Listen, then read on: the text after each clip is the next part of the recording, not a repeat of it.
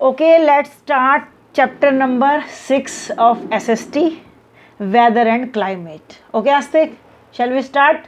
Okay, Angel, start. Okay, weather and climate, बड़ा interesting chapter है, ध्यान से सुनना. How can we define weather? How can we define weather? Weather is defined as the condition of air, temperature, wind, air pressure, rainfall and humidity in the atmosphere at a given place and time. समझ आया कि weather क्या है जिसको हम define कर सकते हैं कि आज का टेम्परेचर कितना है, कितनी तेज़ हवा चल रही है, एयर का प्रेशर कितना है, कितनी तेज़ी से वो हमारी तरफ आ रहा है, रेनफॉल हुई कि नहीं, ह्यूमिडिटी होती है, जैसे कि गर्मी जो होती है ना उसकी वजह से एनवायरनमेंट में ह्यूमिडिटी हो जाती है, ह्यूमस हो जाती है, यानी कि हमें बहुत ही ज़्यादा अनकम्फर्टेबल सा फील होता है. ठीक है, ये एक गिवन प्लेस पे, जैसे समालखा की बात कर लो तो, और एक टाइम में कि मॉर्निंग में ये इतने से इतने घंटे के बीच वेदर जो है वो कैसा रहा, सुबह हम उठे 5 बजे से लेके अब तक 11-12 बजे तक क्या रहा, या 2-3 घंटे का टाइम पीरियड में एक गिवन प्लेस समालखा के अंदर क्या रहा, ये होता है वेदर. ओके, फिर नेक्स्ट है we may. Weather keeps changing, वो तो ऑफकोर्स है ही, कीप चेंजिंग है. We may experience different weather conditions in the morning, afternoon and evening. A sunny day may suddenly become cloudy and windy. Clear, ये तो sunny day अचानक से हो जाता है ऐसा. Weather affects our daily activities. We choose our clothes and our food according to the weather. अब देखो, क्लॉथ्स हम चुनते ही हैं कि भाई जब रेनफॉल हो रही हो तो हम थोड़े से गर्म वाले कपड़े भी पहन लेते हैं, यानी फुल बाजू के पहन लेते हैं, या फिर थोड़े सिंथेटिक पहन लेते हैं. अगर लेकिन बारिश नहीं है तो हम प्योर कॉटन का पहनेंगे क्योंकि गर्मी बहुत है.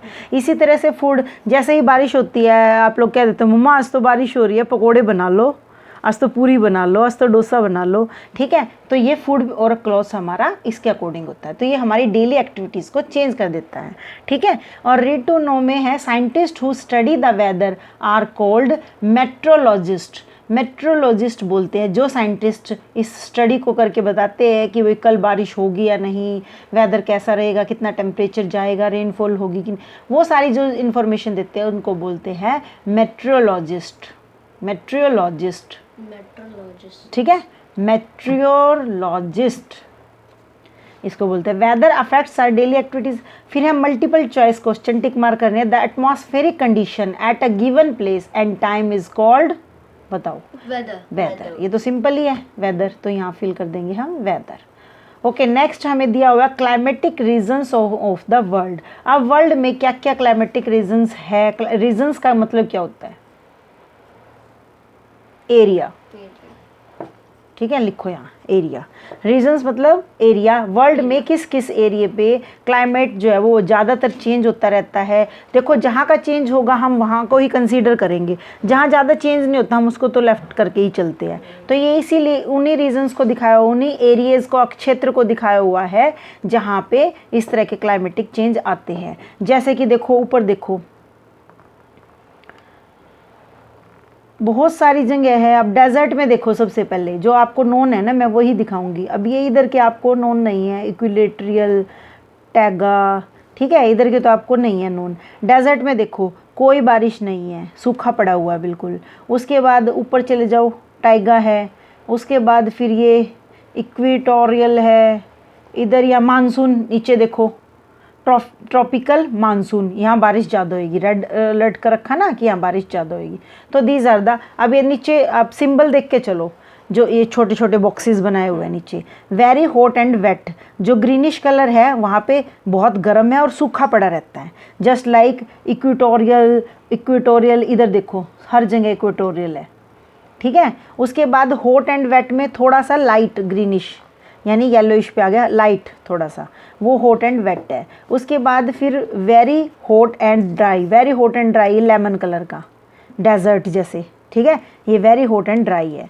फिर कूल एंड ड्राई को ब्लू से दिखाया उसने, ब्लू नहीं है, लाइट ब्लू है. ठीक है, कूल एंड ड्राई है. फिर वार्म एंड वेट है, ग्रीन, डार्क ग्रीन से वार्म एंड वेट, जैसे इधर से ये है अपना मेडिटेरियन. ठीक है, फिर वेरी कोल्ड हमें दिया हुआ है पर्पल कलर का. ठीक है, उसके बाद मेडिटेरेनियन दिया हुआ है हमें थोड़ा शेडेड पोर्शन, ये देखो इधर से दिया हुआ है थोड़ा सा ऊपर. ठीक है, तो ये हमारे सारे क्लाइमेटिक रीजंस को शो कर रहा है। आगे चलिए, आज तक ध्यान से आगे आ जा। Weather conditions that prevail over a vast area and for a long period of time is called climate. अब वेदर कंडीशन, प्रिवेल का मतलब क्या होता है? प्रिवेल का मतलब होता है जहाँ पाए जाते हैं। Weather condition that prevail over a vast area, vast होता है बिग, लिखो बिग इसके ऊपर। बिग एरिया में प्रिवेल यानी ज़्यादातर पाया जाता है, देखने को मिलता है, ठीक है, जहाँ रहता ही है ज़्यादातर देखने को मिलता है, पाया जाता है। ये वेदर कंडीशन जहाँ बड़े एरिया में पाई जाती है और लंबे टाइम तक पाई जाती है उसको क्लाइमेट कहते हैं। अभी मैंने पीछे आपको यही बताया ना कि हम उन्हीं रीजंस को लेके चलेंगे जहाँ ज़्यादातर चेंज होते हैं। जहाँ पे चेंज नहीं होते वहाँ उसको तो लेफ्ट कर देते हैं, वो क्लाइमेटिक रीजन के अंदर ही नहीं आता। तो हम उसको ही क्लाइमेटिक रीजन बनाते हैं जहाँ पर बिग एरिया कवर होता है और वो ज़्यादातर वेदर कंडीशन चेंज होती रहती है for a longer time. Places are said to have dry, hot, wet or cold climate if they have, आज तक ध्यान से, they have same weather conditions for a very long period of time, approximately 30 to 40 years।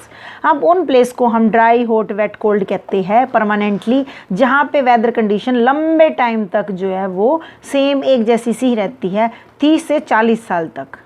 Approximately मतलब लगभग, about to, लगभग about to, ठीक है, 30 से 40 साल तक वो सेम सी रहते हैं। इसीलिए हम उनको ऐसे वो कर देते हैं, डिस्क्राइब कर देते हैं कि ये हॉट एरिया है ज़्यादातर, ये कोल्ड एरिया है ज़्यादातर, ठीक है। Climate also affect our way of life. Way of life क्या होती है? हमारा जीवन जीने का तरीका भी चेंज करते हैं। वे के ऊपर लिखो तरीका, क्योंकि अभी आप 5th क्लास में ज़रूर हो गए हो, लेकिन आपको जो है ज़्यादा वोकेबलरी नहीं आती। उसको इवन इंग्लिश में, इंग्लिश क्या कहते हैं उसको, इंग्लिश में हिंदी क्या कहते हैं नहीं पता, तो मैं सारा बता के चलूँगी। तो ये क्लाइमेट जो है अफेक्ट करता है। अफेक्ट करना क्या होता है? प्रभावित करता है। प्रभावित की इंग्लिश क्या होती है? बोलो। Climate also affect our way of life. Climate जो है हमारे जीवन जीने के तरीके को भी अफेक्ट करता है, प्रभावित करता है। तो अफेक्ट का मतलब क्या है? क्या है? इफेक्ट। अफेक्ट मतलब इफेक्ट। वैसे अफेक्ट का मतलब ही प्रभावित होता है, इफेक्ट का तो दूसरा होता है, लेकिन यहाँ पे चल जाएगा फिर भी। अफेक्ट मतलब कि किसी भी चीज़ से हमारे को फ़र्क पड़ता है। फ़र्क पड़ना, ब्रैकेट में लिखो फ़र्क पड़ना, फ़र्क पड़ना, ठीक है। आज तक समझ आ गया? हमें फ़र्क पड़ता है। Our clothing, housing, transportation and the food that we eat are all influenced by the climate of the place we live in. Okay, हर एक चीज़, चाहे कपड़े पहनने हो, चाहे घर पे रहना हो, चाहे कहीं बाहर आना जाना हो, ट्रांसपोर्टेशन मतलब गाड़ी में, बस में कहीं इधर से उधर आना जाना हो, खाना खाना हो, फूड, और जो हम सारी चीज़ें खाते हैं वो इन्फ्लुएंस्ड करते हैं। Influenced against is equal to प्रभावित करना, फ़र्क पड़ता है हमें, ठीक है, of the climate we live, जहाँ हम रहते हैं उससे। इन्फ्लुएंस्ड का मतलब लिख लो फिर से, प्रभावित करना, प्रभावित होना, अफेक्टेड, ठीक है। अफेक्टेड कर सकते हो, प्रभावित होना कर सकते हो, फ़र्क पड़ना कर सकते हो। अभी देखो मैंने इंग्लिश टू इंग्लिश कोई गूगल नहीं किया है। मुझे जितना हिंदी में आता है मैं हिंदी में बता देती हूँ, उससे मिलता जुलता है इंग्लिश में बता सकती हूँ, क्योंकि मेरे को इतना टाइम लगाने का आदत नहीं है गूगल पे सर्च कर करके, ठीक है। तो इसको हम डेली रूटीन लाइफ में जो अब तक हमने पढ़ा है, मैंने पढ़ा है, आपने पढ़ा है, उसकी तरह से भी हम कंसीडर कर सकते हो। कोई हमें प्रॉपर लैंग्वेज पे जाने की ज़रूरत नहीं है कि उसका वर्ड मीनिंग प्रॉपर आना चाहिए हमें, ये वो, ठीक है। तो ऐसे नहीं होना चाहिए। अब है different places in the world have different types of climate. Of course different places पे डिफरेंट टाइप्स ऑफ क्लाइमेट होगा। Countries like Canada, Norway, Sweden and Russia are very cold, while several parts of India, Myanmar, China, Bangladesh and Indonesia are hot and humid. ठीक है. The regions with similar climatic conditions have similar way of life too. वो तो of course है ही, जहाँ पे similar conditions होंगी climate की वहाँ पे लाइफ जीने का तरीका सेम होगा. जैसे मान लो इधर की हम बात करें, हमारे हरियाणा की बात करें और इधर करें बेंगलोर साइड की, दिल्ली की बात करें, हरियाणा की और दिल्ली की बात करें तो तकरीबन जो है लाइफ जीने का तरीका सेम है, क्योंकि दिल्ली में भी गर्मी बहुत पड़ती है और हरियाणा में भी बहुत पड़ती है. तो वहाँ पे वेदर कंडीशंस एक है, तो हमारे जो लाइफ स्टाइल है, कपड़े पहनने का, रहने का, खाने पीने का, वो सेम होगा. ठीक है। The climate of a place is influenced by several factors. Influenced का मतलब प्रभावित होना, फर्क पड़ना, अफेक्टेड, वो किन किन फैक्टर्स से, फैक्टर्स क्या होते हैं वो भी नहीं पता। आज तक फैक्टर्स क्या होते हैं वो भी नहीं पता, हद है भाई। फैक्टर्स होता है किन किन चीज़ों से उन्हें फ़र्क पड़ता है, ठीक है, क्या क्या हैपनिंग्स होती है। यहाँ पे फैक्टर्स का मतलब हैपनिंग्स, हैपनिंग्स क्या क्या ऐसा होता है हमारे आसपास। वैसे फैक्टर का मतलब तथ्य होते हैं, लेकिन यहाँ तथ्य का कोई वो नहीं है, क्या क्या किन किन तथ्यों से नहीं, हैपनिंग्स क्या क्या होगी, क्या क्या फैक्टर्स होंगे जो कि किन क्या क्या चीज़ें हैं जो चेंज लाएंगी, वो किस पे डिपेंड करती है। देखो लैटिट्यूड और डिस्टेंस फ्रॉम द इक्वेटर, हमारा इक्वेटर वो डायरेक्शन का एक कंपास आता है ना, उससे अगर हम लगाए इक्वेटर को तो हमारी डिस्टेंस सन से कितनी है, ठीक है, तो उससे बड़ा फ़र्क पड़ता है। अभी नीचे शो किया हुआ है ना साउथ पोल वगैरह। अब इससे अगर हम डायरेक्शन को मेज़र करेंगे तो हमें पता चलेगा अगर हम सन के बहुत क्लोज में है हमारा एरिया तो ऑफकोर्स गर्मी होएगी, सन से ज़्यादा दूर है तो ऑफकोर्स ठंड होएगी। तो वो डिपेंड करता है लैटिट्यूड और distance from the equator. Equator का हम पता कैसे चलाएंगे, कंपास से। फिर सेकेंड है डिस्टेंस फ्रॉम द सी, सी से कितनी डिस्टेंस है, अगर सी के क्लोज में होंगे तो ऑफकोर्स ठंड होएगी। फिर एल्टीट्यूड और height above the sea level, sea level से हमारा जो है एरिया कितना ऊंचाई पे पड़ता है, ठीक है। अगर सी जो है हमारे बाहर से, हमारे घर के बाहर से अगर हम व्यू करें, सी का लेवल दिखाई देता है तो ऑफकोर्स ठंड होएगी, नहीं दिखाई देता काफ़ी दूर है तो थोड़ी गर्मी होएगी। ह्यूमिडिटी कितनी है, ह्यूमिडिटी क्या होती है, अगर हमारे एरिया में ज़्यादा से ज़्यादा एनिमल्स होंगे वो ब्रीद आउट करेंगे तो उससे ह्यूमिड ज़्यादा बढ़ेगी, कार्बन डाइऑक्साइड बढ़ जाएगी। प्लांट्स कम होंगे तो कार्बन डाइऑक्साइड बढ़ेगी। जो गंदगी है और डिकम्पोजिशन होता है, बदबू होती है, उससे भी हमारा ह्यूमिडिटी बढ़ती है। और फिर हमारे यहाँ का टेम्परेचर कितना है, और मतलब जो भी लिविंग स्टाइल है, तो उन सब चीज़, फैक्ट्रीज़ कितनी है, वहाँ से कितना धुआं निकलता है, कितनी गर्मी रिलीज़ होती है, तो ये सारी चीज़ें। और जैसे पोल्यूशन कितना है हमारे एरिए में, कितनी गाड़ियों से धुआं निकलता है, गर्मी निकलती है, ये सारी चीज़ें ह्यूमिडिटी को डिफाइन करती है, ठीक है। फिर डायरेक्शन ऑफ विंड्स, डायरेक्शन जो है वो विंड की क्या है कि वो उत्तर ये साउथ से नॉर्थ की तरफ चलती है या ईस्ट से साउथ की तरफ या नॉर्थ साउथ चलती है, किस तरह से वो उनका फ्लो होता है, उस पर भी डिपेंड करता है, ठीक है, कि हमारे यहाँ गर्मी होगी या सर्दी। अब है फैक्टर्स दैट इन्फ्लुएंस क्लाइमेट, कौन कौन से फैक्टर्स है जो इन्फ्लुएंस करते हैं, उसी को ही आपने डिटेल में पढ़ना है। जो ऊपर ये पॉइंट करें ना, इनको मार्क करो, 1 2 3 4 5 पॉइंट को अब आप गहराई से पढ़ोगे और फिर चैप्टर कंप्लीट हो जाएगा। आगे देखो चैप्टर, हाँ बस चैप्टर कंप्लीट, फिर 2 पेजेस सारे हैं। अब देखो फैक्टर्स इन्फ्लुएंस करते हैं लैटिट्यूड और डिस्टेंस फ्रॉम द इक्वेटर। आप डिटेल में पढ़ो। The earth surface is heated by the rays of the sun.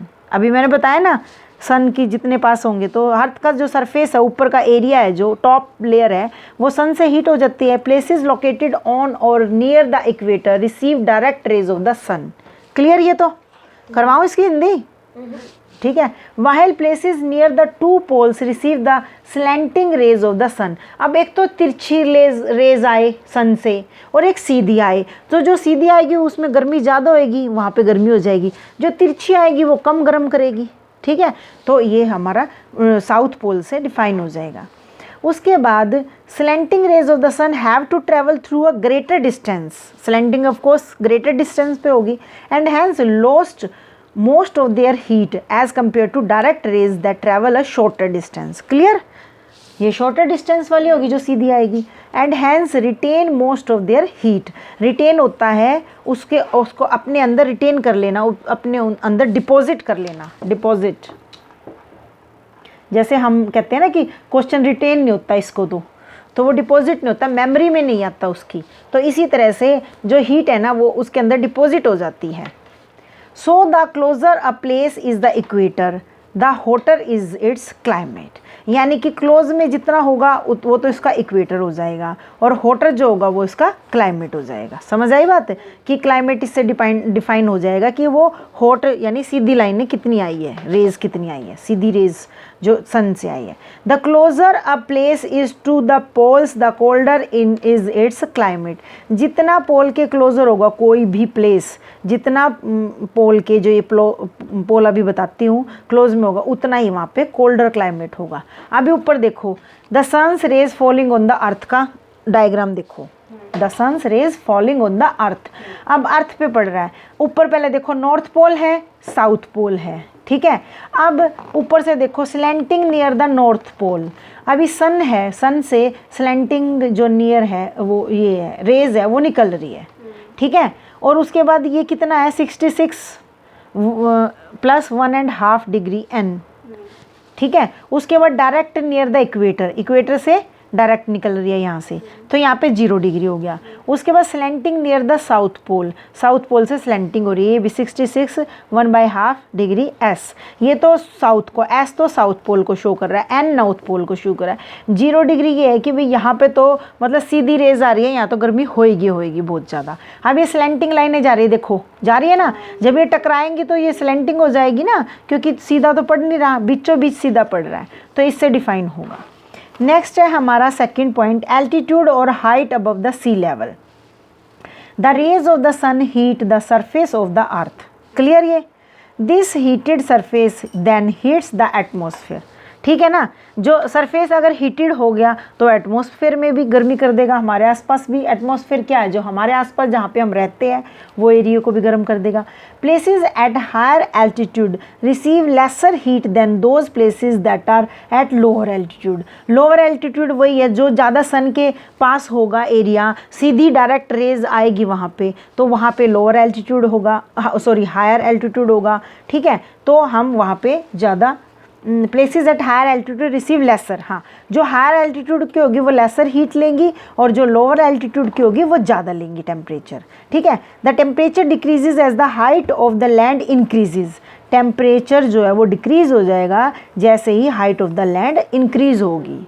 Height of the land increase होगी तो हमारा जो है वो टेम्परेचर डिक्रीज हो जाएगा। This is the reason why hill stations are cooler than plains even in summer. अब समर में हमारा जो हिल स्टेशन होता है वो कूलर क्यों रहता है, क्योंकि वो क्या होता है, जो टेम्परेचर है ना वो डिक्रीज हो जाता है as the height of the land increases. जो हाइट है, अब ज़्यादा हिल स्टेशन सब ऊपर है, ऊपर है ना, तो हमारा जो टेम्परेचर है वो डिक्रीज हो जाएगा। क्यों हो जाएगा, क्योंकि वो सी लेवल के ऊपर आ गया एक तो, ठीक है, और एक वहाँ पे स्लैंटिंग लाइन पड़ेगी, फिर सीधी नहीं पड़ेगी, जो सन की रेज है ना वो स्लैंटिंग में पड़ेंगी। आज तक समझ आ रहा है। नेक्स्ट है most peaks in the Himalaya, पास आ जा, इधर देखना, बुक के अंदर देखना क्या कर रहा है। Most peaks in the Himalayan mountains are covered with snow even during summers. अब मोस्ट पीक्स, पीक्स क्या होता है, टॉप पॉइंट, टॉप पॉइंट बोलते हैं हम, किसी भी चीज़ का टॉप पॉइंट जो होता है उसको पिक्स बोलते हैं, ठीक है। जो हमारा टॉप पॉइंट होता है ना हिमालय माउंटेन्स वगैरह का, वो सारा स्नो से कवर होता है। समर्स में भी, ये देखो समर्स में गर्मी के दिनों में भी पूरा जो टॉप एरिया होता है वो स्नो से होता है। क्यों होता है अब आगे पढ़ेंगे। If you have been on a holiday in the hills you would have noticed it gets cooler as you go up. जैसे आप ऊपर जाते जाओगे आपको और ज़्यादा ठंड फील होती जाएगी, आपने नोटिस किया होगा। For example Darjeeling at a height of 6,982 feet above the sea level is cooler than Delhi which is at the sea level। अब दिल्ली तो सी लेवल पे है, वहाँ गर्मी रहेगी, लेकिन वो सी लेवल से 6,982 फीट अबव है दार्जिलिंग, तो वहाँ पे कूलर है। क्यों, क्योंकि वहाँ पे स्लैंटिंग रेज आएंगी सन की, ऑफ कोर्स, ठीक है। फिर नेक्स्ट ये देखो यहाँ साइड में picture, mountains experience snowfall due to high altitude, high altitude की वजह से स्नोफॉल। नेक्स्ट थर्ड पॉइंट है distance from the sea. Places near the sea for example Mumbai and Kolkata are neither very hot nor very cold. Light गई। Okay, let's start from point third on page number 35, distance from the sea. Okay Aastik, okay Angel, let's start. Places near the sea, for example Mumbai and Kolkata, are neither very hot nor very cold throughout the year। पूरा साल भर, throughout होता है पूरे साल भर, उसके अंदर ना तो ज़्यादा गर्मी है ना ज़्यादा ठंड है। क्यों नहीं है वो आगे देखो। They have a moderate climate whereas those far away from the sea have extreme climate that means they are very hot in summer and very cold in winter. यानी उनका जो टेम्परेचर है ना, क्लाइमेट है, वो moderate है। Moderate क्यों है कि हमारा समर में पूरी गर्मी होगी, विंटर में पूरी ठंड होगी। ठीक है, क्यों? क्योंकि वो एक्सट्रीमली सी से फार अवे है, जितना दूर होगा उतनी ज़्यादा वहाँ पे गर्मी होएगी। In summer the land gets heated faster and the warms the air above it. ठीक है, लैंड जो बहुत ज़्यादा गर्म हो जाती है और वो आसपास की सारी हवाओं को गर्म कर देती है। दिस वार्म एयर राइजेज, ये ऊपर उठ जाती है, making a way for the cooler air from the sea to blow in. क्या करती है ये जो गर्म हवा ऊपर उठ जाती है? Making way for the cooler air, जो ये रास्ता दे देती है, जो सी से उठ के ऊपर आती है ना जो हवा, उसको ये रास्ता दे जाती है वापस जाने का, क्योंकि गर्म हवाएं उससे टकराती है और वो जो है एनवायरनमेंट में फैल नहीं पाती, ठंडी हवाएं जो सी से आई हुई हो। This cool breeze coming from the sea cools the land near the coast. ये जो वापस आती है ना ठंडी हवा, ये आसपास के सी के एरिया को ठंडा कर देती है, जो समुद्र के आसपास के रीजन्स हैं। ठीक है, this cool breeze coming from the sea cools the land near the coast. Coast होता है हमारा वही समुद्री इलाका। In winter the sea loses heat slowly and therefore it remains warm. Winter में क्या होता है, ये सी जो है वो गर्म हवाओं को धीरे धीरे खो देता है और ये पूरा का पूरा, in winter the sea loses heat slowly, अच्छा धीरे धीरे लूज करता है हीट को और ये गर्म रहता है। ठीक है, विंटर में भी यहाँ गर्मी रहती है। क्यों रहती है? क्योंकि जो गर्म हवाएं हैं वो धीरे धीरे खुदता है ये, तो इस वजह से यहाँ पे वार्म रह जाता है। This warm air rises and blows towards the land and makes it warm. ये गर्म हवाएं क्या ऊपर उठती है और ये लैंड की तरफ जो है अपना रास्ता बना लेती है और फिर ये लैंड वाले एरिया को गर्म कर देती है। पता लगा अब इसमें कैसे? डिस्टेंस फ्रॉम द सी कैसे है? जैसे कि इसने एग्जाम्पल है मुंबई और कोलकाता का, ना तो वो ज़्यादा गर्म है ना ही ज़्यादा ठंडे हैं, वो मीडियम रहते हैं, यानी हर पूरा साल वहाँ पे एक जैसा टेम्परेचर रहता है, ऑलमोस्ट गर्म ही रहता है। क्यों रहता है? दे हैव मॉडरेट क्लाइमेट है। मॉडरेट क्लाइमेट क्या होता है? जो कि फार अवे होते हैं सी से। ठीक है, और वहाँ पे क्या होता है, सी का एक्सट्रीम क्लाइमेट होता है, यानी कि they are very hot in summer and very cold in winter. Summer में कैसे होते हैं वेरी हॉट, कि जो लैंड होती है वो हीटेड हो जाती है फास्टर। ठीक है, जो सन रेज आती है डायरेक्टली उससे वो हीट होती है, फिर एयर को वो वार्म कर देती है। ठीक है, फिर वो जो एयर वार्म वाली एयर होती है वो राइज कर जाती है, ऊपर उठ जाती है। वो फिर जो सी से कूलर एयर आ रही होती है ना, कूल एयर, उसको एक रास्ता दे देती है वापस जाने का, यानी कि गर्म हवाएं से टकराती है तो उसके बीच में से एक रास्ता बन जाता है कि गर्म हवाएं क्रॉस कर जाते हैं बल्कि ठंडी हवाओं को। ठीक है, उसके बाद क्या होता है, this cool breeze coming from the sea cools the land near the coast. ये जो सी से आ रही होती है ना कूल ब्रीज, ठंडी हवाएं, ब्रीज मतलब हवाएं, वो जो आसपास के कोस्टल एरिया को हो उसको ठंडा कर देती है। In winter the sea loses heat slowly. Winter में जो सी है वो हीट को धीरे धीरे खोता है, जल्दी नहीं धीरे धीरे, and therefore it remains warm.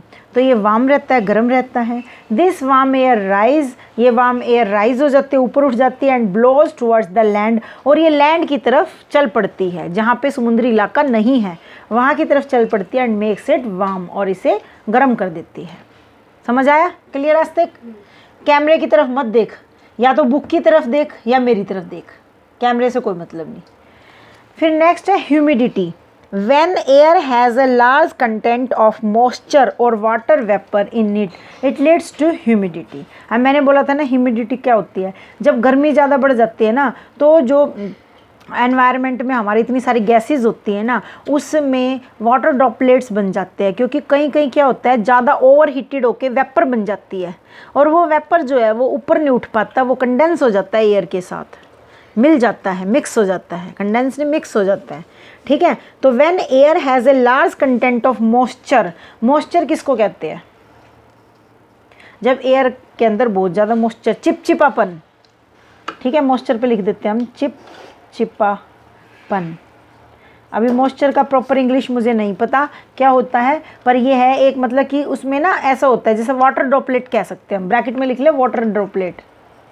Water droplets, water droplets हो जाती है एयर के अंदर, और वाटर वेपर लिखे हुए ना water vapour. It leads to humidity, humidity बन जाती है। Humid area also affects the climate of the place, no doubt humid की वजह से क्लाइमेट तो चेंज होगा ही होगा। It is one of the main reasons of rainfall, इसकी वजह से रेनफॉल होती है। The amount of rainfall and the season influences the climate of that place, जो रेनफॉल होती है और जो सीज़न इसमें आते हैं, गर्मी, सर्दी, बारिश, मानसून, पतझड़, ठीक है, ये इन सब से इन्फ्लुएंस होता है उसके climate. Places with cold climate experience snowfall instead of rainfall, जहाँ पे ज़्यादा ठंड होती है वहाँ पे स्नोफॉल हो जाती है, जहाँ गर्मी होती है वहाँ रेनफॉल हो जाता है। अब ये बताओ, तुमने साइंस में भी पढ़ा है रेनफॉल कैसे होती है, it is one of the main reason of rainfall. तो ह्यूमिडिटी रेनफॉल का कारण कैसे बनती है, रेनफॉल कैसे होती है, बता आस्तिक बता, तेज़ आवाज़ में बोलियो, जितना भी आता कोई नहीं, हिंदी बोल, इंग्लिश बोल, मिक्स बोल, हिंदी इंग्लिश। मतलब जैसे जो एयर होती है ना, यानी कि गैस, वो गर्म हो जाती है सन की रेज से, नहीं मतलब वो ठंडी हो जाती है, अच्छा, जिससे कि वो वाटर ड्रॉपलेट्स में फॉर्म। पहले तो वो तेज़ गर्म होती है, जो हमारे एनवायरनमेंट में ऑलरेडी इतनी सारी गैसेस, ऑक्सीजन, नाइट्रोजन, जो भी जितनी है, ठीक है, ओजोन वगैरह, तो वो सारी सन रेज से हीट में आ जाती है, बहुत ज़्यादा गर्म हो जाती है। फिर गर्म होके क्या होती है, वो राइज अप हो जाती है, राइज अप होके क्या होता है, वो कूलर हो जाती है। फिर वो वाटर वेपर बन जाती है, पहले वाटर वेपर बनेगी वो, जहाँ ओवर हीट होके, जैसे हम किसी लिक्विड को गर्म करते हैं, पानी को हम बहुत तेज़ गर्म करें, बहुत तेज़ गर्म करें तो उसके वाटर वेपर बन जाते हैं। इसी तरह गैस पे जब सन रेज बहुत ज़्यादा पड़ती है तो वो क्या होती है, वेपर में चेंज हो जाती है, वाटर वेपर ड्रॉपलेट्स बन जाती है। उसके बाद वो क्लाउड्स में जाके डिपॉजिट बन जाती है। जितनी ज़्यादा वाटर वेपर बनेगी, वाटर वेपर जा कहाँ रही है, आसमान में ना, आसमान में जाएंगी, बादलों में छुप जाएंगी वो, ठीक है, मिक्स हो जाएंगी बादलों के साथ, यानी वहाँ डिपॉजिट बन जाएगा, ठीक है। तो वहाँ डिपॉजिट हो जाएगा, तो जैसे ही डिपॉजिट फुल हो जाएगा तो वो रेनफॉल का कारण बनती है, ठीक है। तो ये क्यों होता है, एयर इतनी हीटेड हो जाती है, फिर वो वेपर बन जाता है, ये ह्यूमिडिटी की वजह से, ठीक है। ह्यूमिडिटी क्या है, जब हमारी एयर होती है ना उसमें कंडेंसेशन हो जाता है, यानी मिक्स हो जाती है वाटर ड्रॉपलेट, तो उसको कहते हैं हम ह्यूमिडिटी, ठीक है। मॉइस्चर बढ़ जाता है जब हमारे एनवायरनमेंट में, तो उसके कारण रेनफॉल होती है। फिर नेक्स्ट है डायरेक्शंस ऑफ विंड्स।